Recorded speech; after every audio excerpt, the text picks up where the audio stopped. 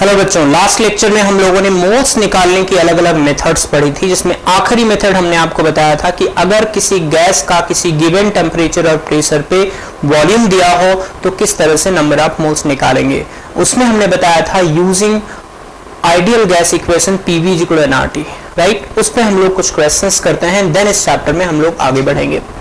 तो पहला क्वेश्चन है, calculate the number of atoms present in 10 millilitre of N2O4 gas at 27 degree centigrade and 10 atm pressure.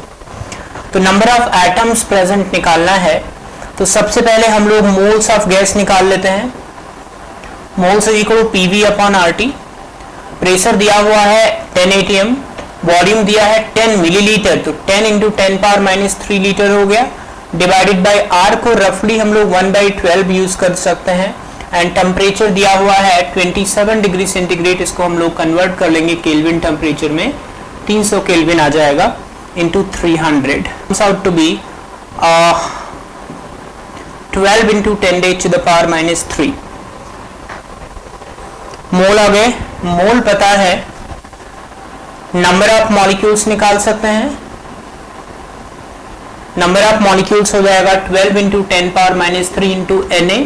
And can you understand N2O4 का atomicity है 6, यानी एक molecule में 6 atom है, तो टोटल नंबर ऑफ एटम्स हो गए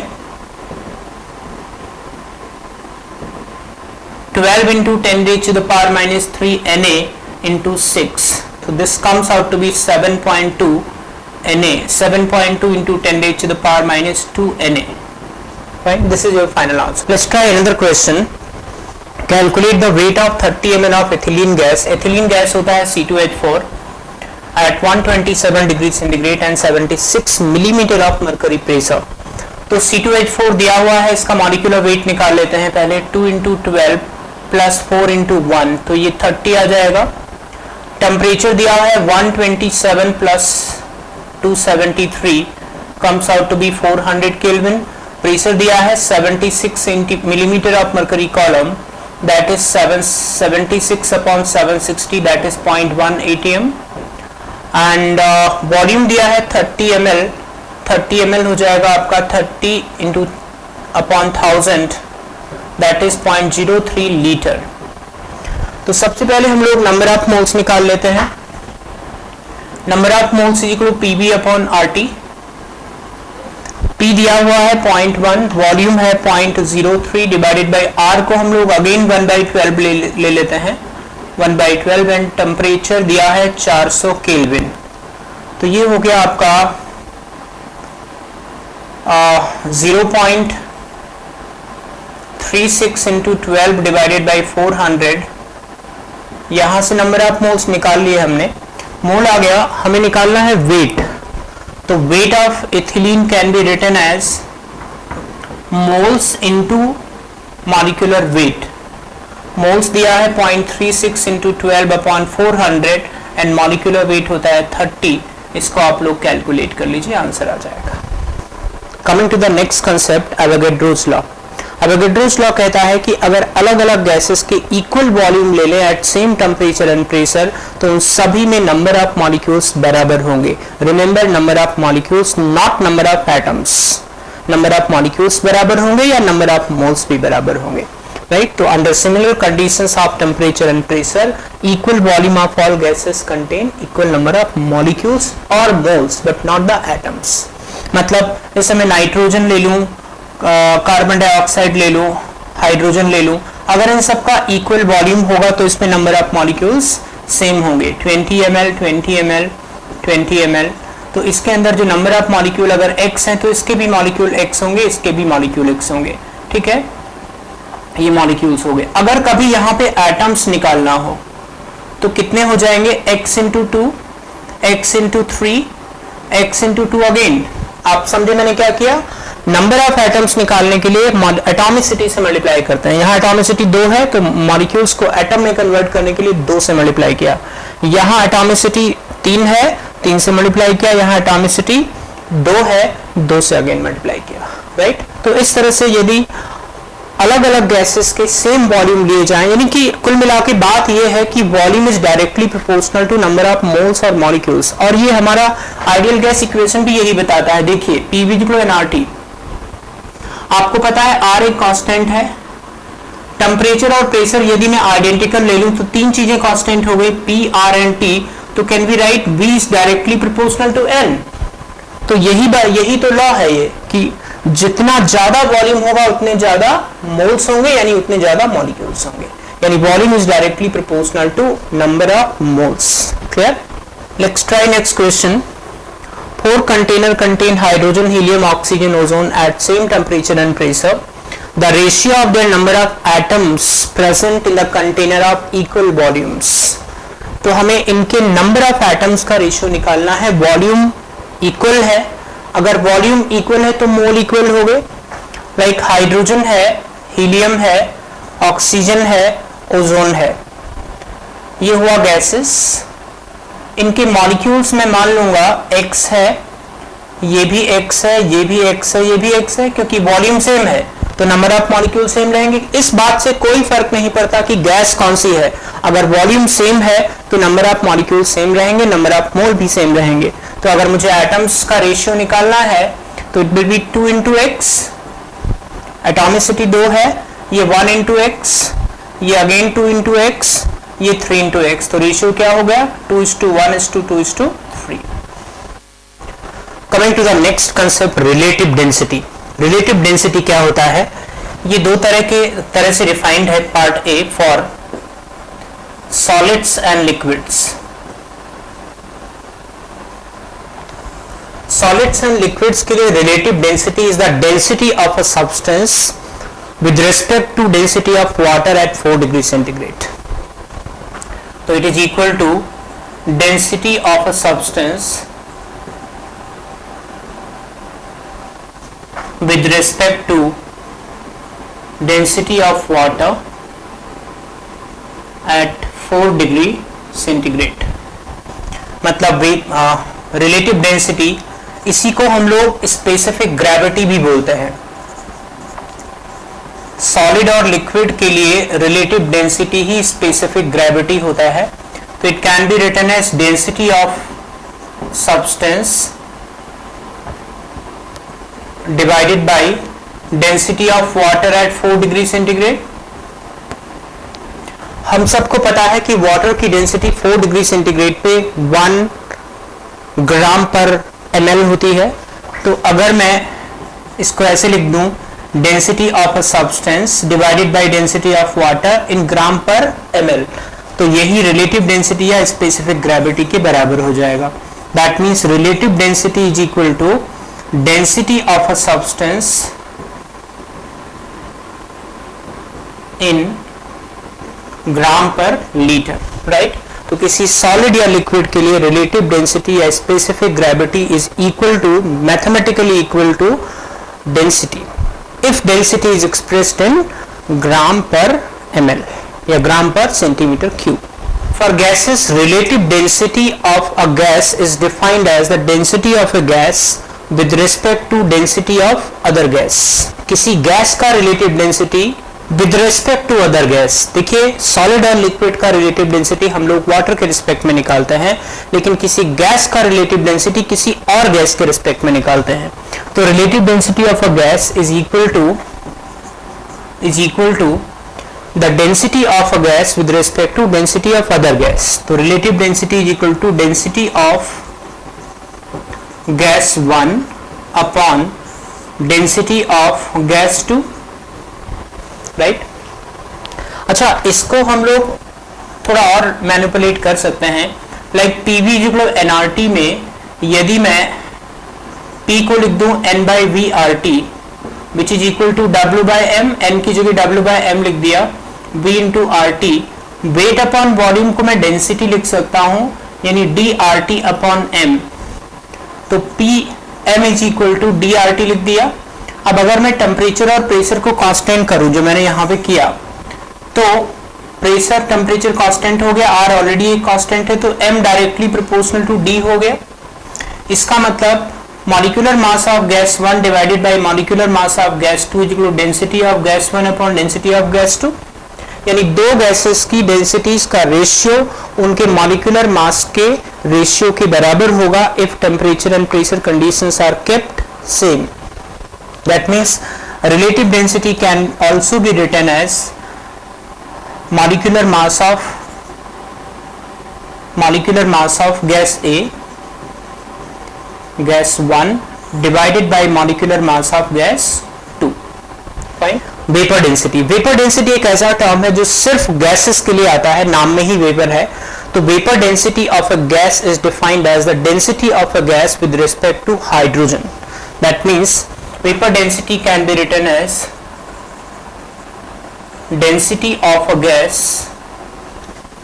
with respect to hydrogen at same temperature and pressure. तो vapor density can be written as density of a gas upon density of a gas divided by density of hydrogen at same temperature and pressure. Why I keep repeating at same temperature pressure? क्योंकि density किसी gas का temperature और pressure dependent होती है. आपने देखा था अभी PM=DRT लिखा था. यदि मैं एक गैस के लिए और दूसरी गैस के लिए T और P डिफरेंट कर दूं तो डिफरेंट डेंसिटीज डिफर करेंगी.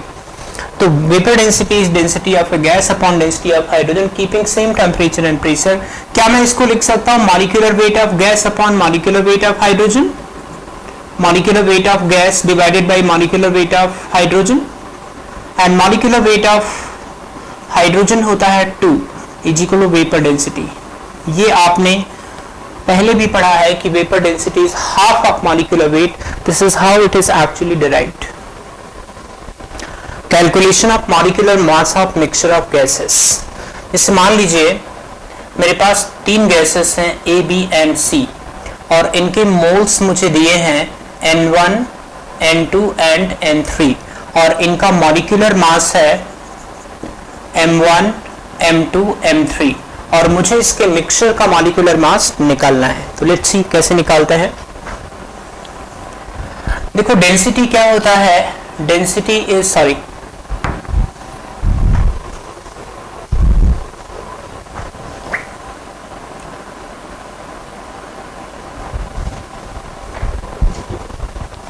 देखिए टोटल मास ऑफ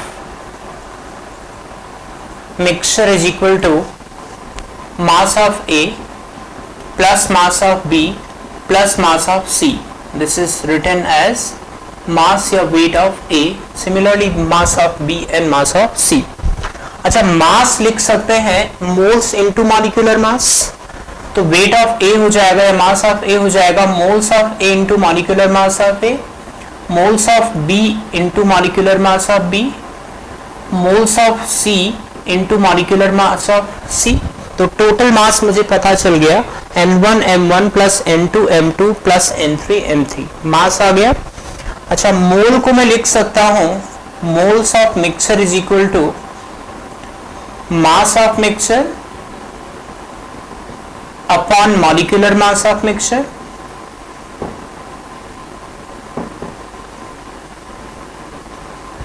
या फिर मैं मॉलिक्यूलर मास ऑफ मिक्सचर लिख सकता हूं मास of mixture divided by moles of mixture. Mass of mixture मैंने ऑलरेडी निकाला हुआ है आपके सामने. तो M मिक्सचर मैं लिख सकता हूं मास ऑफ मिक्सचर हो जाएगा N1 M1 plus N2 M2 plus N3 M3 divided by mass moles of mixture हो जाएगा N1 plus N2 plus N3.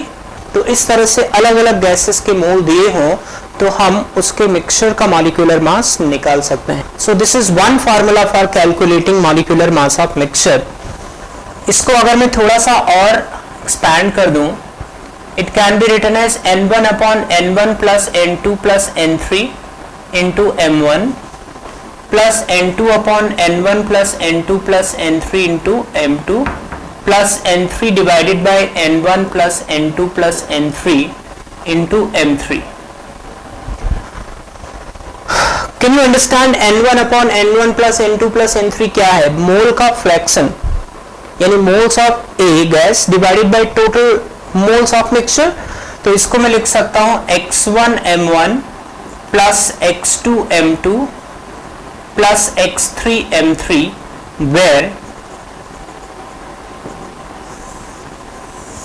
where x1 is mole fraction of A,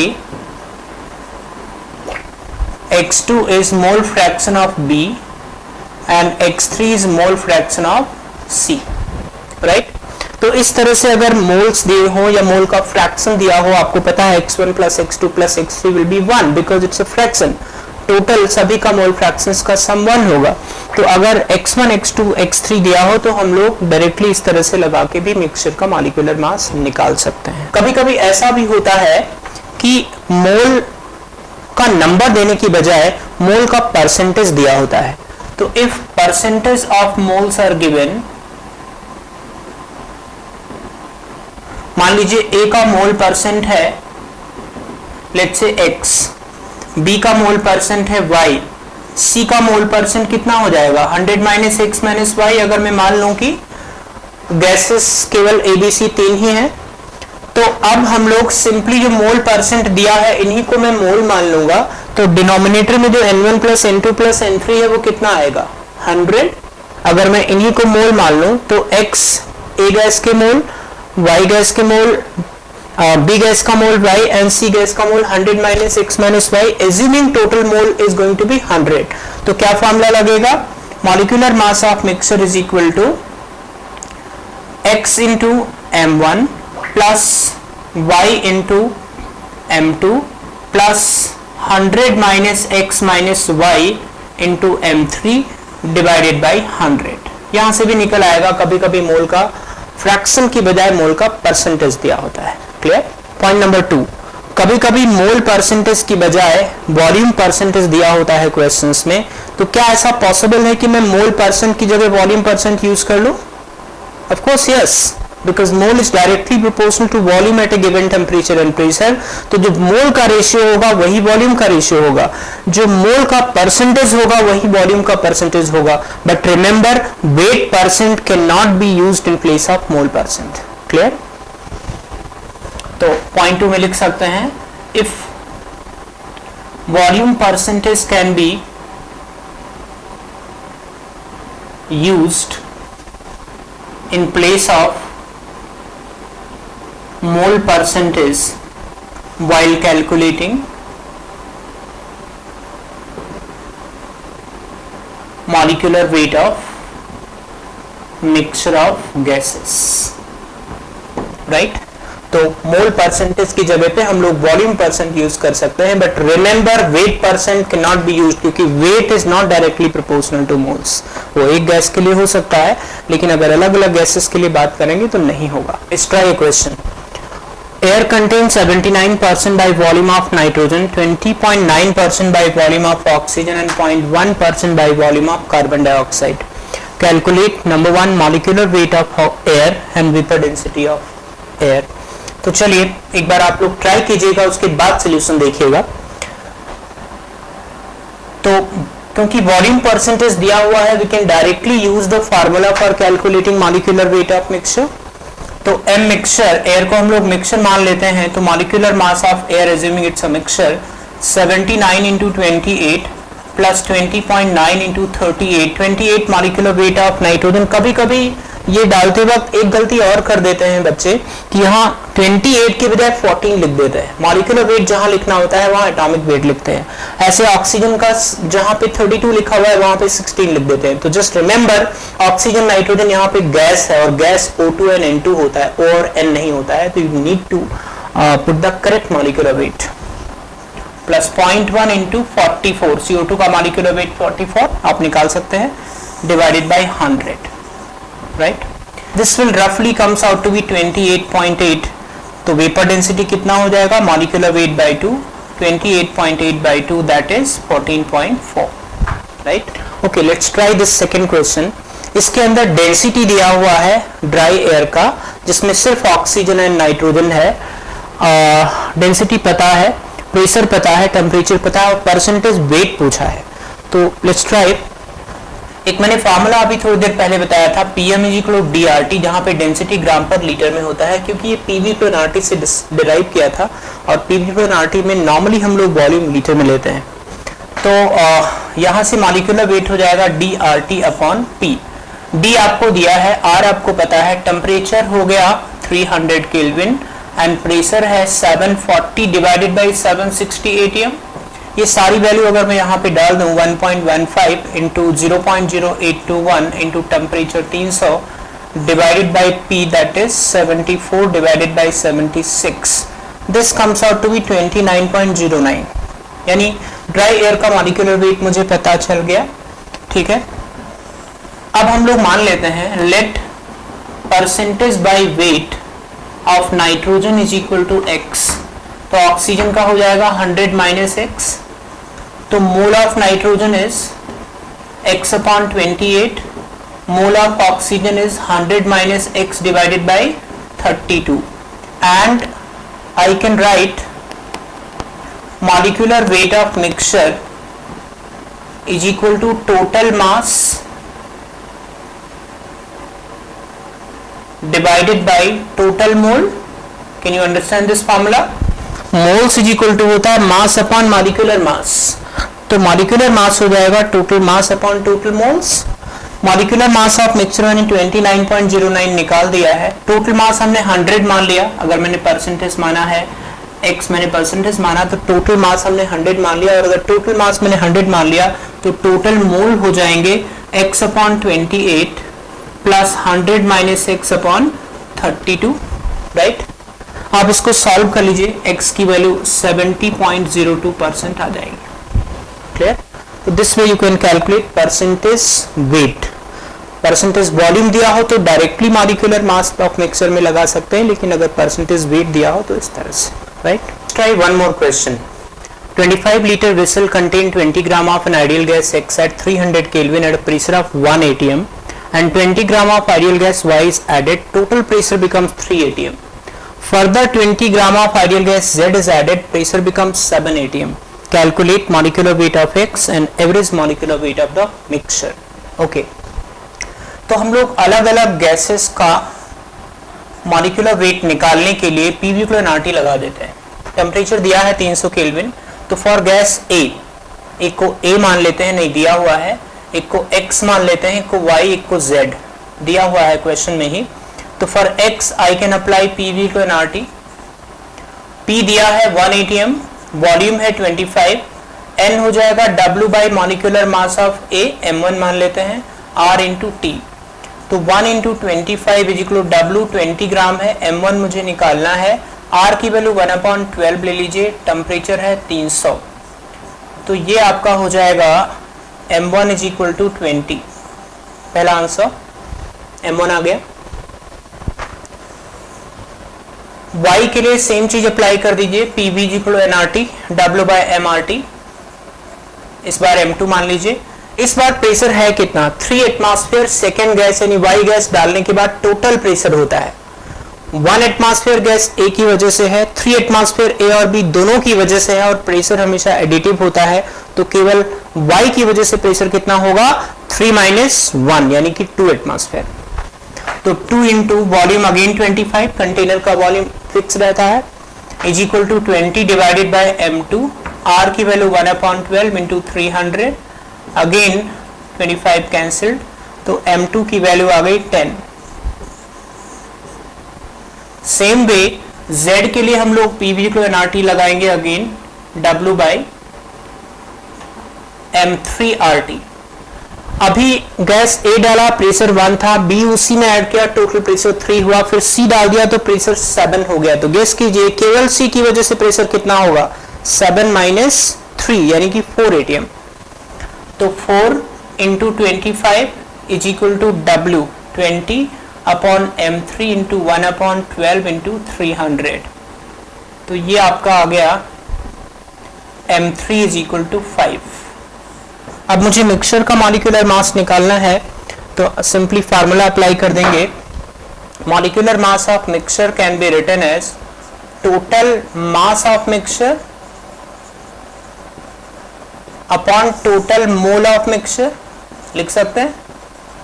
total mass of mixture हो गया आपका 20 + 20 + 20 60 ग्राम, and total mole of mixture हो गया 20 divided by 20 + 20 divided by 10 + 20 divided by 5 comes out to be 60 divided by 1 + 2 + 4, 60 by 7 is the answer, right? So with this question this lecture is over. Mole concept में हम लोग आगे अब अगली unit में percentage determination of element in A compound, empirical formula and molecular formula पढ़ेंगे।